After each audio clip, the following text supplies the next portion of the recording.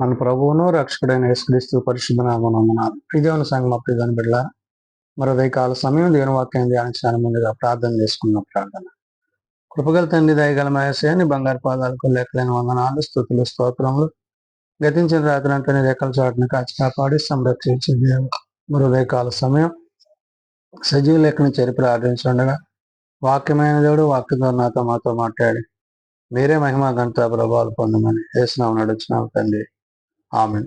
ప్రియదేవుని సంగమ ప్రియదేవుని బిడ్డ నిర్గమకు ఏర్పాటు చేయడం వాక్య భాగము యాకోబు రాసిన పత్రిక 3వ అధ్యాయము 1 నుంచి 6 వచనాలు ధ్యానం చేసుకుందాం. యాకోబు రాసిన పత్రిక 3వ అధ్యాయము 1 నుంచి 6 వచనంలో ఈ విధంగా రాయబడినవి. నా సహోదరులారా, బోధకులమైన మనము మరీ కఠినమైన తీర్పు పొందుదమని తెలుసుకొని మీలో అనేకులు బోధకులు కాకుండుడి.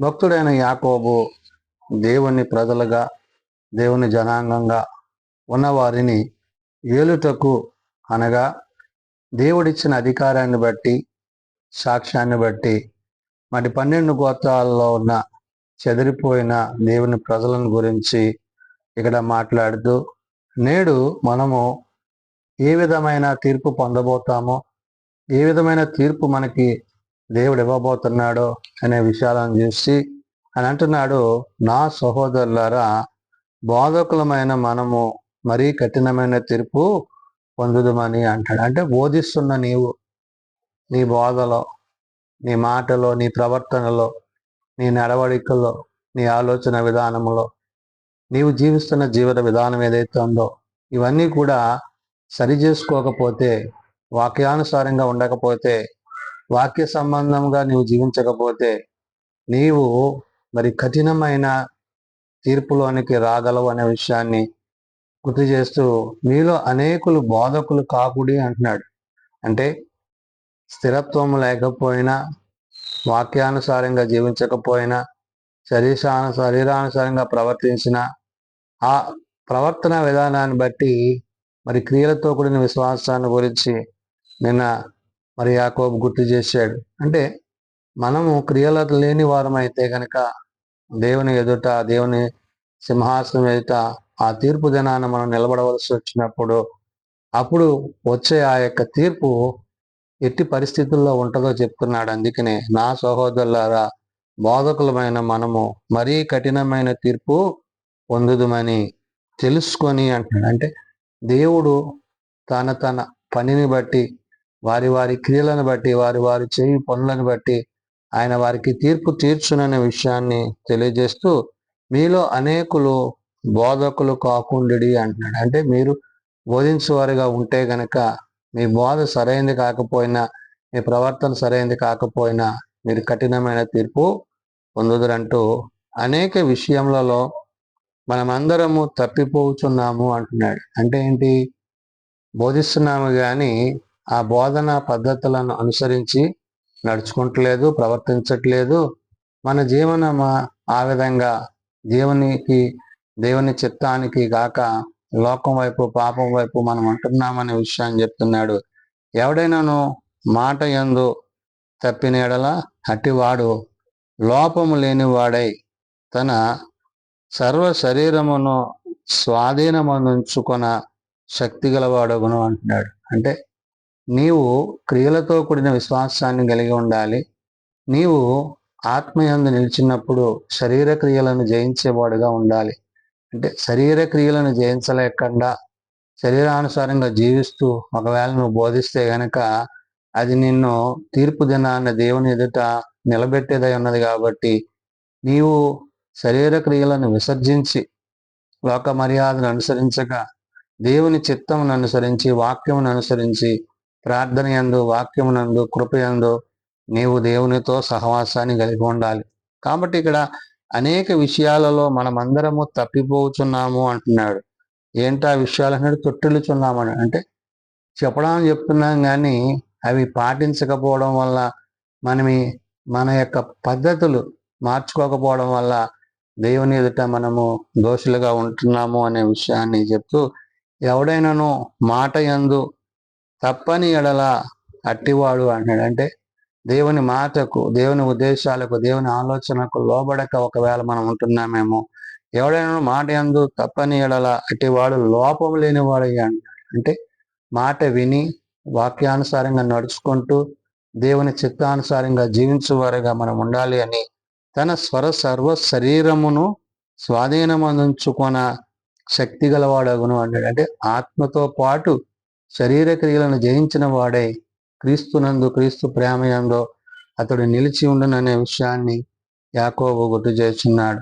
అంత మాత్రమే కాదు, గుర్రములు మనకు లోబడుటకై నోటికి కళ్ళెము పెట్టి వాటి శరీరమంతయు త్రిప్పుదుము కదా అంటాడు. అంటే గుర్రాన్ని మరి సరైన రీతిలో నడిపించాలంటే దానికి కళ్ళెం పెట్టి మరి దాని ముఖానికి దాన్ని మనం ఎలాగ అదుపులో తీసుకుంటామో అలాగా దేవుని వాక్యము చేత మన శరీరాలకు కళ్ళెం పెట్టాల్సిన వారమే ఉన్నాము అనే మాటని ఇక్కడ యాకోబు గుర్తు చేయొచ్చాడు. అందుకనే గుర్రము మనకు లోబడుటకే నోటికి కళ్ళెము పెట్టి వాటి శరీరం అంతయు త్రిపుదం కదా అంటే ఆ కళ్ళెం ద్వారా దాన్ని మనం ఎలాగైతే మన సంరక్షణలోనికి మన వశంలో తెచ్చుకుంటున్నామో ఆ విధంగా ఏమంటున్నాడు, వాడలను కూడా చూడిని అవి ఎంతో గొప్పవై పెనుగాలికి కొట్టుకొని పోబడినను వాడ నడుపు వాని ఉద్దేశము చొప్పున మిక్కిలి చిన్నదగు చుక్కాని చేత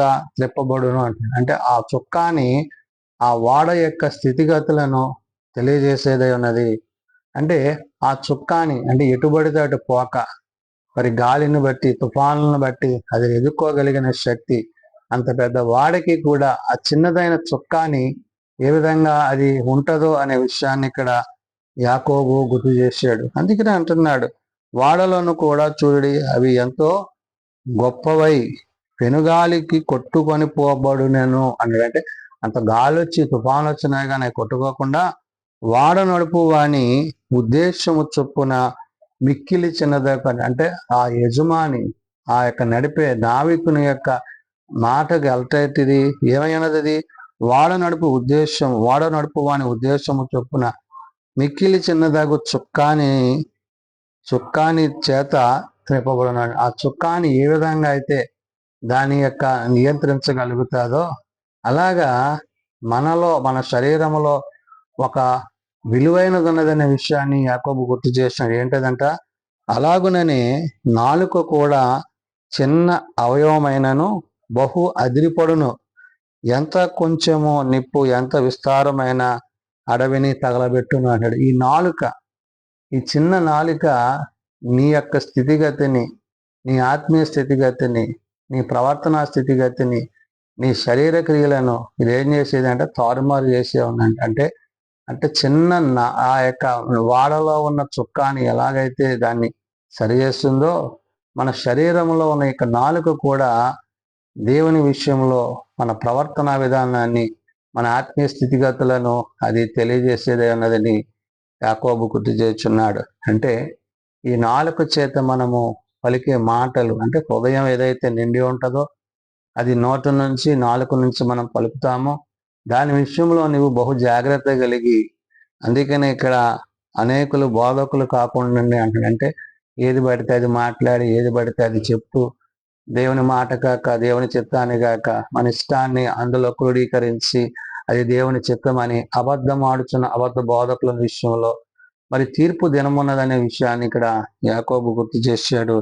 అందుకనే అంటున్నాడు, అలాగునని నాలుక కూడా చిన్న అవయవమైనను బహుగా అదిరిపడును అంటున్నాడు. అంటే ఏంటి, అది నీ స్థితిగతిని, నీ ప్రవర్తన అంతటిని అది దేవుని ఎదుట నిలిపేదై ఉన్నదనే విషయాన్ని గుర్తు చేస్తూ అంటున్నాడు, బహు చిన్నదైనను అవయవమైనను అదిరిపడును, ఎంత కొంచెమైన నిప్పును ఎంత విస్తారమైన అడవిని తగులబెట్టును అంటున్నాడు. అంటే ఆ నిప్పు చిన్నదే కానీ అది ఏమవుతుంది, ఆ గాలికి పెరిగి అడవంతయు కూడా తగిలిబెట్టినట్టుగా ఈ నాలుక నిన్ను, నీ యొక్క మాటను, నీ ప్రవర్తనను బట్టి దేవుని ఎదుట నిన్నది చూపించబోతుంది. కాబట్టి నీ ప్రవర్తన, నీ ఆలోచన, నీ తలంపులు, నీ ఉద్దేశములు, నీవు దేవుని ఎదుట చేయుచున్న పనులు ఇవన్నీ కూడా దేవుని ఎదుట నిన్ను సాక్షిగా నిలబెడుతుంది. కాబట్టి నాలుక సాధము చేయాలంటున్నాడు. అంటే హృదయాన్ని వాక్యంతో, ప్రార్థనతో, విశ్వాసముతో దేవుని యొక్క మాటగా మనము జీవింపజేసినప్పుడు దేవుడు మన యందు చేయి పనులన్నిటిలో కూడా మనము దేవుని యొక్క ఉద్దేశానుసారంగా ఉంటాము. కాబట్టి ఇక్కడ అంటాడు నాలుక అగ్నియే అంటున్నాడు. అంటే నాలుక మన అవయములలో ఉంచబడి పాప ప్రపంచమైన శరీరమును, సర్వ శరీరమును మాలిన్యము కలుగజేయచ్చు, ప్రకృతి చక్రమునకు మరి చిచ్చు పెట్టును, అది నరకము చేత చిచ్చు పెట్టబడును అంటాడు. ఈ చిన్న నాలుక నీ దేహాన్ని, నీ శరీరాన్ని, నీ ప్రవర్తనను ఇదంతా కూడా మార్చేసేదే ఉంది. కాబట్టి హృదయమందును, ప్రవర్తన యందును, మాట యందును, విశ్వాసం అందును మనం ఏమై ఉండాలో చెప్తున్నాడు. అందుకనే నాలుక అగ్నియే, నాలుక మన అవయములలో ఉంచబడిన పాప ప్రపంచమైన సర్వ శరీరమున అంటే ఈ సర్వ శరీరానికి ఇది ఏం చేస్తుందంట, చుక్కాని లాంటిది అని చెప్తూ మరి మాలిన్యము కలుగజేయచ్చు, ప్రకృతి చక్రమునకు చిచ్చుబెట్టును అంటున్నాడు. అంటే ఈ లోకం వైపు, పాపం వైపు అది నిన్ను నడిపించబోతుంది. కాబట్టి దాని యందు నీవు జాగ్రత్తగా ఉండాలి అంటాడు. అది నరకము చేత చిచ్చు పెట్టును అంటాడు. అంటే లోకాశల చేత, లోక సంబంధమైన వాటి చేత అది నిన్ను బంధించి దేవుని నుండి, వాక్యం నుండి, విశ్వాసం నుండి, ఆ నిత్యరాజ్యంలో దేవునితో నీ ఉండవలసిన స్థితి నుంచి అది తప్పించేదే అని. కాబట్టి హృదయమందును, ప్రవర్తన యందును దేవుని వాక్యము చేత ఆ నాలుకను సాధు చేసి దేవుని చిత్తమేమైనదో ఎరిగి ఆ ప్రకారము నీవు జీవించాలి అని భక్తుడైన యాకోబు ఆనాడు 12 గోత్రాల వారికి, నేడు సార్వత్రిక సంఘానికి తెలియజేస్తున్న మాటలు. ప్రార్థన చేసుకుందాం. ప్రేమ నమ్మకం కలిగిన మా తండ్రి, కృప కలిగిన దేవ, అవును నాయన, నీ వాక్యమును అనుసరించి, నీ చిత్తమును అనుసరించి, నీ ఉద్దేశమును అనుసరించి నడుచుటకు, ప్రవర్తించుటకు, జీవించుటకు నీ సహాయము మాకు దయచేయండి. అవును నాయన, నీలో అనేకులు బోధకులు కాకుండాడి అంటున్నావు. ఎందుకంటే కఠినమైన తీర్పులు ఉన్నవి. కాబట్టి నాయన, మా మాటల్లో, మా ప్రవర్తనలో, మా నడవడికలో, మా ఆలోచనలో మేము సరైనదిగా ఆలోచించకపోయినా, ప్రవర్తించకపోయినా, జీవించకపోయినా శిక్షకు గురి అవుతాము. కాబట్టి నాయన, నీ వాక్యమును అనుసరించి, నీ వాక్యానుసారంగా జీవించి నీ యందు విశ్వాసములో కట్టుబడుటకు, కొనసాగుటకు సహాయం దయచేయండి. ప్రభువా, జీవం కలిగిన నీ మాటలను మా హృదయమందు స్థిరపరుచుకుని నీ విలువైన మాటల చేత మేము భద్రపరచబడి నిన్ను బట్టి, నీ మాటను బట్టి జీవించి అయా తీర్పు దినాన అయా మేము నీ ఎదుట నిర్దోషులం కాకుండాన్నట్లు మా ప్రవర్తనను సరిచేయండి. చిన్నబిడ్డలు, యవనులు, పెద్దలు, వృద్ధులు ప్రతి వారిని వాని పనుల చొప్పున, ఆలోచనల చొప్పున నీ వాక్యం అందు వారిని నిలిపి నడిపించి నీ కృప చేత నింపండి. ప్రభువా, ఏ ఒక్కరూ నశించక అంతటా అందరూ మారు మనసు కలిగి, పాపక్షమాపణ కలిగి నీ నిత్యరాజ్యం చెరగలిగిన కృపద ఇచ్చాను. దీని పరిచర్యలో, సేవలో ఈ తోడు దీవెన మాపై నుంచుమని యేసునామమున అడుగుచున్నాం తండ్రి, ఆమేన్. పరలోకమందున్న మా తండ్రి, నీ నామం పరిశుద్ధపరచబడుగాక, నీ రాజ్యం వచ్చుగాక, నీ చిత్తం పరలోకమందు నెరవేర్చినట్లు భూమి మీద నెరవేరుగాక.